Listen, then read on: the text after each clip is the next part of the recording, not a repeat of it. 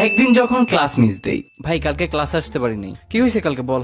ভাই কালকে যা যা হইছে না, বেস্ট ক্লাস ডে ছিল। আমার লাইফের বেস্ট দিন ছিল কালকের ক্লাসে। কি এমন হয়েছে ভাই? কি হয় নাই সেটা বল।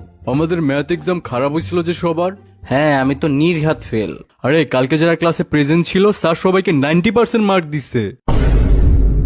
হ্যাঁ, কি কস ভাই? এরপর স্যার আমাদের সবাইকে রেস্টুরেন্টে খাইতে নিয়ে গেছে।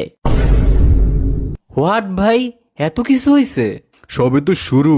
এরপর স্যার ক্লাসে সবাইকে নিয়ে বক্সে গান ছেড়ে নাচানাচি করছে। স্যারও আমাদের সাথে নাচছে। ভাই আমি রাহাত স্যারকে হাসতেও দেখি নাই, আর উনি তোদের সাথে নাচছে। আরে এরপর কি হয়েছে শোন। এরপর ইংলিশ স্যার ক্লাসে আসছে, উনি আমাদের সবাইকে কক্সবাজার নিয়ে গেছে। Wait, what? তাও আবার বিমানে করে নিয়ে গেছে, আবার ফ্লাইটে করে ব্যাগ নিয়ে আনছে।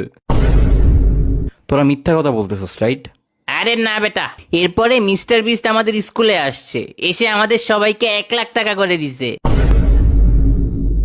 মিস্টার বিস্ট আমেরিকা থেকে বাংলাদেশে আমাদের স্কুলে আসছে?